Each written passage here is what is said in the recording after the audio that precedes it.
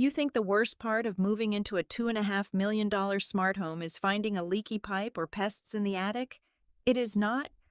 The real nightmare is discovering your brand new sanctuary is a meticulously engineered federal crime scene, and you have been set up as the perfect scapegoat. My husband kissed me every single morning while quietly planning my 20-year prison sentence. Hello, dear listeners of Maya Revenge Stories. We are so incredibly grateful to have you here with us today. Unfortunately, YouTube has completely demonetized our channel, leaving us with absolutely no budget to continue producing these stories for you. If you find value in today's story, please consider supporting us by joining our Patreon page, where you can unlock exclusive, feature-length, true revenge stories that are far more intense, deeply detailed, and featuring multiple emotional voice actors, things we simply cannot publish here on YouTube. You can join right now by scanning the QR code on your screen, or by clicking the link in the description and pinned comment below. Thank you from the bottom of our hearts. And now, let us begin today's dark tale. My name is Audrey Watson, and this is how my perfect life turned into a living nightmare. At 38 years old, I had spent over a decade climbing the corporate ladder to become the Director of Clinical Compliance at Ethelgard Biosolutions, a premier medical technology corporation. My entire career was built on meticulous risk assessment, finding the hidden flaws in complex systems, and ensuring absolute adherence to federal guidelines. I thought I was invincible. My husband, Julian, was an ambitious, charismatic entrepreneur building his own neurotechnology startup. Together, we had just purchased a gorgeous, isolated smart home in the wealthy outskirts of Seattle, Washington, for $2.5 million. It was a minimalist masterpiece of glass, steel, and concrete, surrounded by the towering pines of the Pacific Northwest. On our 9th day in the house, Julian flew down to Silicon Valley for a critical round of venture capital funding. The house felt abnormally quiet, as the cold Seattle rain beat against the floor-to-ceiling windows. I was sitting at the kitchen island, sipping black coffee, when my phone buzzed. The screen displayed an unrecognized local number. I swiped to answer. Audrey Watson speaking. Mrs. Watson, please do not hang up, a frail, hurried male voice said. My name is Elias. I am the retired biomedical engineer who sold you the house. We need to speak, and we need to do it immediately. Elias, I frowned, recalling the elderly, soft-spoken widower who had lived here before us. Is everything all right with the property transfer? No, it is not about the paperwork, Elias whispered, his voice trembling with sheer anxiety. When I moved out, I forgot to deactivate a custom, highly sensitive environmental sensor array I installed under the soundproof basement. It is designed to monitor air quality, but it also records high-frequency ambient audio for diagnostic purposes. Yesterday morning, at around 3 o'clock, the system triggered a remote alert on my personal server.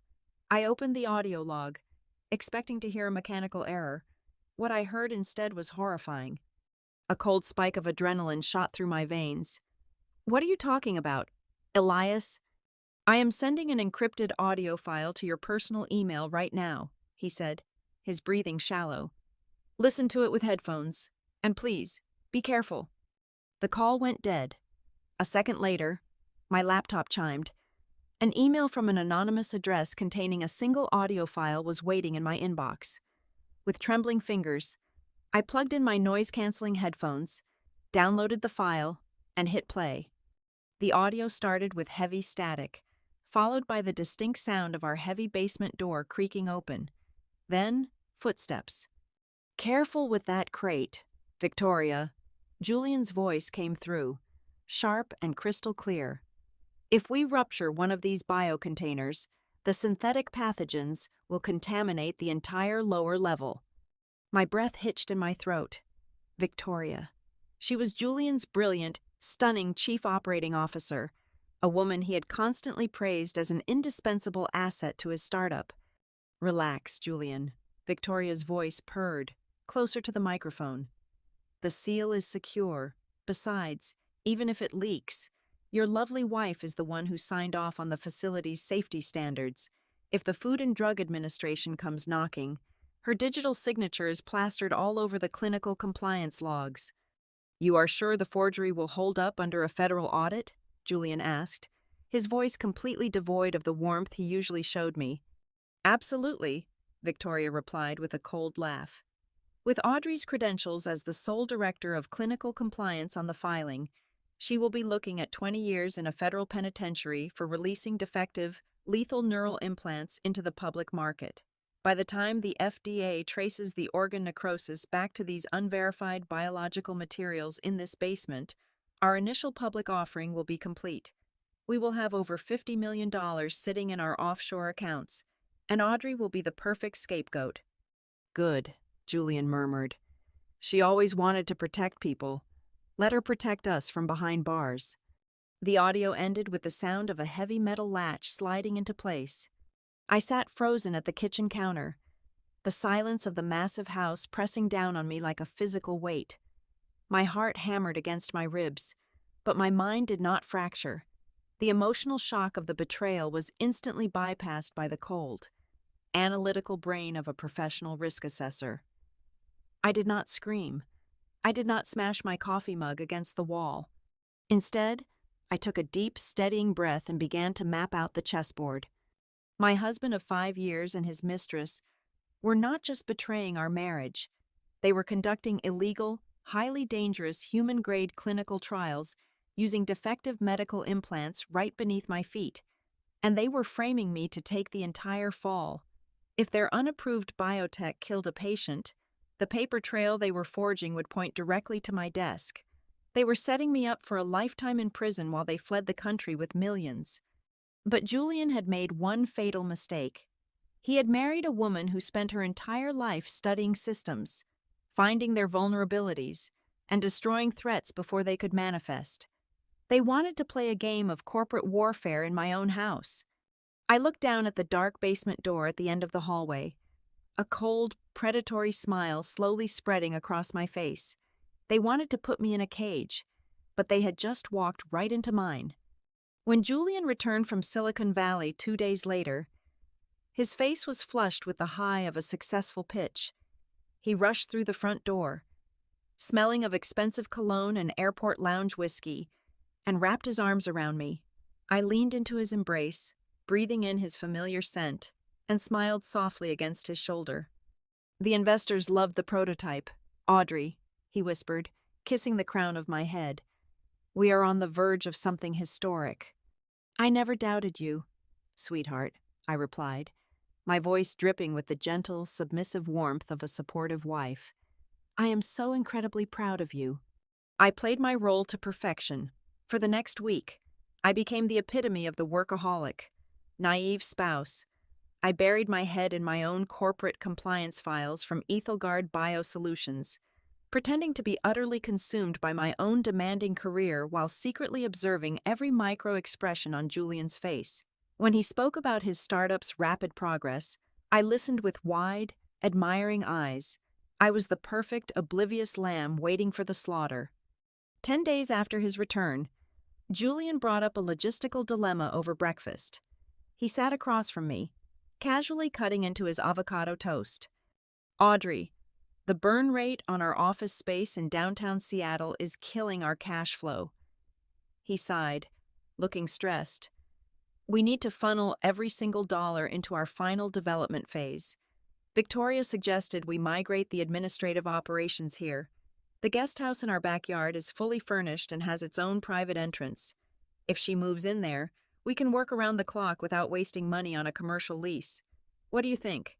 I paused, letting a flicker of hesitation cross my face just long enough to make it believable, before letting out a warm, supportive laugh.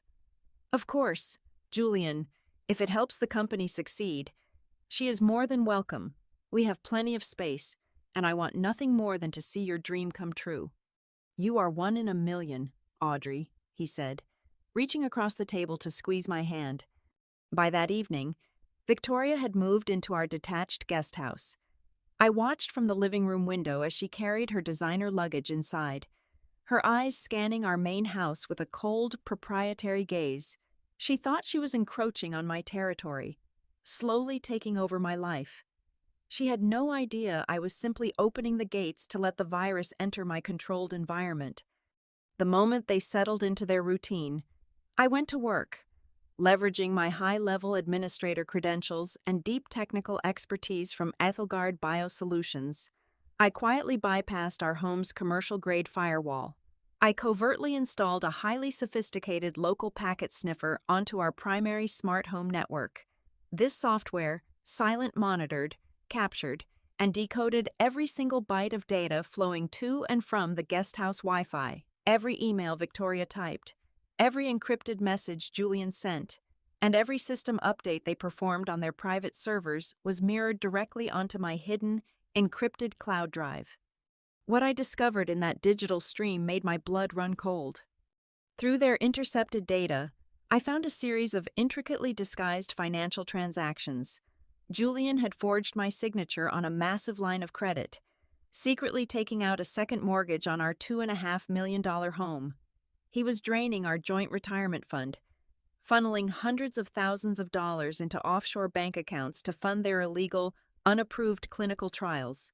Even worse, buried deep within his personal cloud storage was a draft of a divorce petition, fully completed and dated for the exact week his company was scheduled to launch its initial public offering. He was going to strip me of every dollar we owned, leave me with the debt, and walk away with Victoria. But the most chilling discovery came late on a Tuesday night. As I filtered through their encrypted PDF downloads, I flagged a newly issued life insurance policy. It was a $3 million policy taken out under my name, complete with a forged digital signature. The sole primary beneficiary was Julian. My hands stayed perfectly steady on my keyboard as the horrific reality sank in. Sitting in jail for 20 years for their FDA compliance fraud was not their only contingency plan. If their legal scapegoat strategy fell apart, or if the federal authorities started asking too many questions, Julian and Victoria had a much more lucrative backup plan. A tragic, fatal accident inside our isolated, smart-wired Seattle home would net Julian a cool $3 million. They were not just planning to destroy my reputation and steal my career. They were actively calculating the market value of my life. Within days of moving into the guest house, Victoria began asserting an insufferable dominance. She acted less like a temporary tenant and more like the rightful matriarch. One afternoon, I returned from Ethelgard to find my keyless entry code deactivated. When I rang the bell, Victoria opened the door, clad in a silk robe that belonged to my guest suite, offering a tight, patronizing smile. "Oh, Audrey, sorry about that," she said, her voice dripping with artificial sweetness. "We had a minor security scare with the startup data, so I had the smart locks updated. I forgot to ping you the new 6-digit passcode." She did not stop there. Soon, our spacious living room was overrun by their junior developers and seed investors.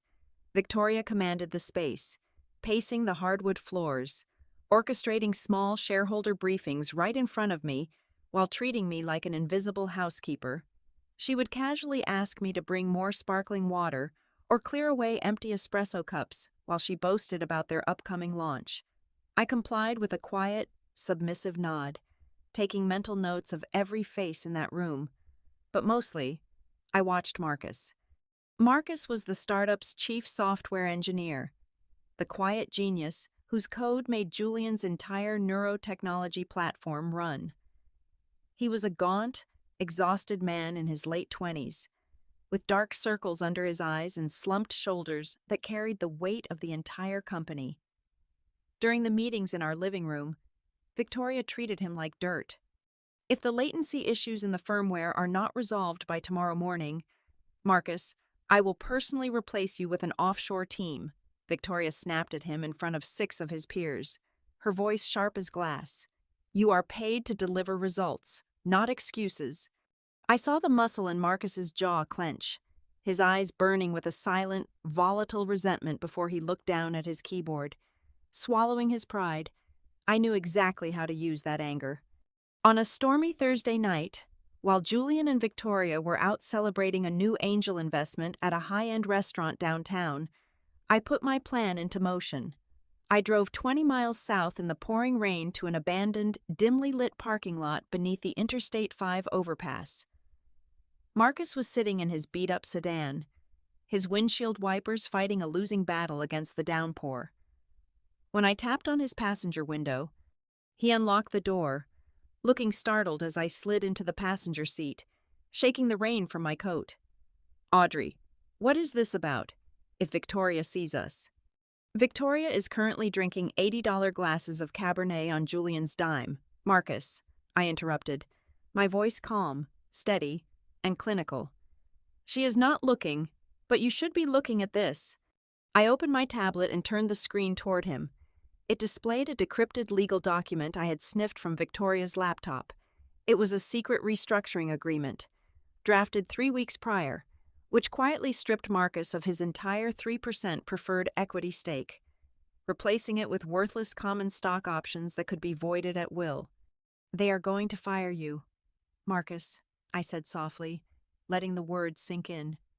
"The very day before they file for the initial public offering, they are going to lock you out of the system, claim you violated your non-disclosure agreement, and leave you with absolutely nothing after 3 years of 80-hour work weeks." Marcus stared at the document, his face turning pale under the dim dashboard light. No, Julian promised me. We built this from my garage." "Julian is a salesman, Marcus. He sells dreams and leaves people like us to pay the bill," I said, looking him dead in the eye. "But you do not have to let them ruin you. You wrote the core architecture. You have the keys. Help me burn their kingdom down, and I will ensure you get every dollar you deserve." The betrayal broke something inside Marcus, replacing his exhaustion with a cold, vengeful focus. He stared at the screen for a long moment, then slowly nodded. "What do you need me to do?" Over the next 2 hours inside that fogged-up car, Marcus showed me the back door. Using his master administrative keys, he helped me inject a silent, custom-compiled data harvesting script directly into the startup's primary server kernel. It was a masterpiece of corporate espionage. The script sat completely dormant, bypassing their advanced firewall, but mirrored every single clinical trial log, fake safety metric, and forged patient consent form directly to my secure server in real time. "It is done," Marcus whispered, his fingers trembling slightly as he closed his laptop. "They will never know we are inside." "Good," I replied, a slow, cold satisfaction settling deep in my chest. "Let them build their house of cards. We now own the wind. We are burning through almost $15,000 a month just on secure physical server hosting in downtown Seattle." Julian groaned one evening, rubbing his temples as he stared at his tablet in our kitchen. "Our runway is shrinking, and the cloud databases are too vulnerable to external leaks before the launch." I set down my teacup, letting a soft, thoughtful expression wash over my face. This was the opening I had been waiting for. "Sweetheart, why don't you just bring the prototype physical servers here?" I suggested, my voice dripping with helpful innocence. "Our basement is completely climate-controlled, soundproofed, and runs on an isolated backup generator. You could run your localized tests right downstairs. It would save you thousands of dollars every month and give you absolute physical control over your intellectual property." Julian paused, his eyes widening slightly as he processed the sheer financial logic of my suggestion. He looked at me as if I were his guardian angel, entirely unaware that I was inviting him to construct his own scaffold inside my house. "Audrey, that is actually brilliant," he muttered, a greedy smile tugging at the corners of his mouth. "It is completely off the grid."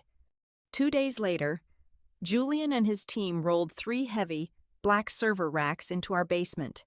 He personally locked the heavy metal door, thinking he had secured his illegal empire from the outside world. He had no idea that he had placed the loaded gun directly into my hands. The moment Julian and Victoria left for a high-profile dinner with their primary underwriters, Marcus and I went to work. We had a window of exactly 48 hours while they were occupied with pre-launch press events. We did not sleep. Supported by caffeine and cold fury, we tapped directly into the physical fiber optic lines running from the basement servers.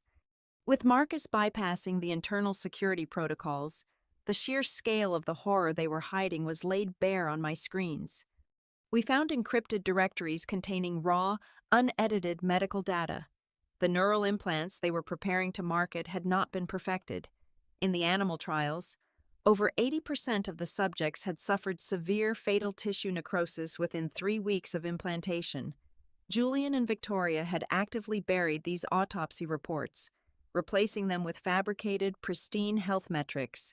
Even more damning were the intercepted emails. Victoria had been blackmailing a low-level lab technician who threatened to go public, promising to ruin his career if he did not sign off on the fake clinical results. Then came the financial ledger. I watched the digital trail of our stolen joint assets wind through a maze of shell companies before depositing cleanly into a private, numbered bank account in Zurich, Switzerland. My chest tightened, but I kept my breathing steady.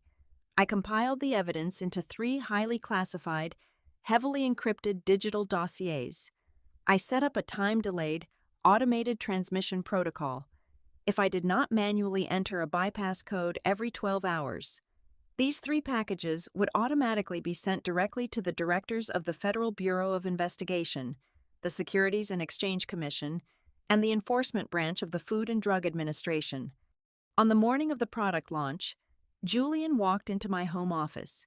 He was dressed in a tailored charcoal suit, looking every bit the visionary tech billionaire.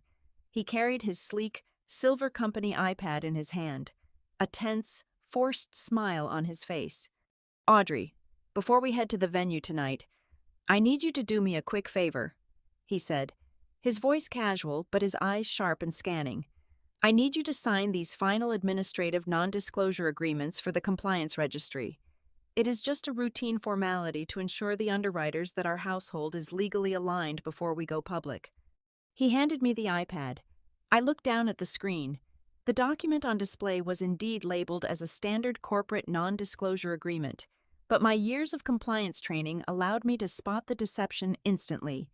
Hidden deep within the dense legalese, embedded in the middle pages of the digital document, were clauses that transferred all my personal assets to his startup and designated me as the sole liable officer for all regulatory filings. If I signed this, I was legally confessing to any future FDA violations. He expected me to sign it blindly. He expected me to use his digital stylus. Or perhaps he thought I would demand a physical pen that he had filled with disappearing ink. He was prepared for a fight, his body language tense, waiting for my refusal. Instead, I smiled warmly. "Of course, Julian, anything to help secure our future." I took the stylus and signed my name directly on the glass screen. Julian let out a breath he had been holding, his shoulders visibly relaxing as he took the iPad back. "Thank you, honey. You have no idea how much this means to me." What Julian did not know was that Marcus and I had spent the previous night rewriting the core source code of his company's proprietary document signing application. The signature appeared perfectly valid on the screen, but the underlying metadata, including the global positioning system coordinates, the Internet Protocol addresses, the device serial numbers, and the digital timestamps, had been completely corrupted and scrambled. To any forensic investigator or court of law, the document was nothing but a corrupted, useless pile of digital noise. It was legally non-existent. "Go get ready for the party," Julian said, kissing my cheek. "Tonight, we change everything." "Yes," I whispered, watching him walk out the door. "We certainly will." By 7 o'clock that evening, our estate had been transformed into a glittering sanctuary of corporate vanity. The manicured lawns were bathed in the soft glow of designer landscape lighting, and the glass walls of our smart villa reflected the diamonds and champagne flutes of Seattle's tech royalty. Julian and Victoria had spared no expense, inviting the most ruthless venture capitalists, local political figures, and prominent medical tech pioneers to witness their grand unveiling. Victoria walked among the guests like she already owned the deed to my home. She wore an emerald green designer gown that practically screamed defiance, her laughter echoing too loudly across the terrace. Every time our paths crossed, she made a calculated show of establishing her dominance. "Audrey, Sweetie, Victoria called out, her voice loud enough to turn the heads of a group of managing partners from a major venture fund. We are running low on the vintage Dom Perignon in the main lounge. Be a dear and fetch a few more bottles from the cellar. Would you? And do clear those empty oyster platters while you are at it. I offered her a gentle, accommodating smile. Of course, Victoria. I will handle it right away. I spent the next hour playing the role of the dutiful, invisible hostess. I carried heavy trays of crystal glassware, cleaned up discarded napkins, and quietly navigated the sea of tailored tuxedos and silk dresses. To the elite guests, I was nothing more than an insecure domestic wife keeping herself busy while her brilliant husband conquered the world. But as I blended into the background, my eyes remained wide open, tracking every movement, every drunken boast, and every self-satisfied grin. They were dancing on the edge of an active volcano, utterly convinced they were standing on a mountain of gold. At 9 o'clock, the soft lounge music faded. Julian stepped onto the elevated wooden platform constructed over our illuminated swimming pool, holding a microphone. Victoria stood right beside him, her hand casually resting on his arm in a gesture of intimate partnership that made several guests whisper in curiosity. Ladies and gentlemen, thank you all for coming tonight. Julian's voice boomed through the high-end sound system, filled with the practiced confidence of a man who believed his own lies. Today marks the dawn of a new medical era. Our patented neural interface technology will not just treat cognitive decline, it will redefine human capability. And I could not have reached this summit without the sheer, unmatched genius of my executive partner, Victoria. The crowd erupted into enthusiastic applause. Julian raised his crystal champagne flute to Victoria, their eyes locking in a private, triumphant gaze. He spoke for another 10 minutes, basking in the adulation, painting himself as the next great American pioneer. Throughout his entire grand speech, he did not utter my name once. He did not even look in my direction. I was already a ghost to him, a minor inconvenience he had already written out of his future. I stood near the edge of the terrace, a tray of half-empty glasses in my hands, feeling nothing but a cold, clinical amusement. My phone vibrated in my pocket. I set the tray down on a nearby service table and pulled out the screen. It was a single, encrypted text message from Marcus, who was standing in the shadows near the entrance of the driveway, his face illuminated only by the glow of his monitor. Target locked. The guests in the black trench coats have just parked outside the front gates. The federal agents had arrived. I slipped away from the crowded terrace, walking down the quiet hallway toward the master control room of our smart home. The door locked automatically behind me, shutting out the distant, muffled sound of clinking glasses and laughter. I stood before the wall-mounted, high-resolution touch panel that controlled every integrated system in the entire $2.5 million estate. My fingers hovered over the glass screen. With a single tap, I opened the custom administrative application Marcus and I had designed. The digital detonator was fully assembled, primed, and loaded. All it required was my final authorization to release the avalanche. I took one deep, steady breath, looking at my reflection in the dark glass of the window, and pressed the icon. The moment my finger pressed the glass, the trap snapped shut. Outside on the grand terrace, Julian was basking in the spotlight, his pen raised dramatically as he invited the leading venture capitalists to step forward and sign the initial funding checks. "Let us make history together," he proclaimed into the microphone. Then, the smart house struck. Every single designer light fixture across the entire estate instantly went pitch black. The crowd gasped, plunged into sudden darkness, before the massive 90-inch outdoor LED display behind Julian flashed to life with a blinding, neon intensity. The corporate logo vanished, replaced by a grainy, infrared surveillance video recorded deep beneath their feet. The high-end surround sound speakers roared to life at maximum volume, cutting through the night air with terrifying clarity.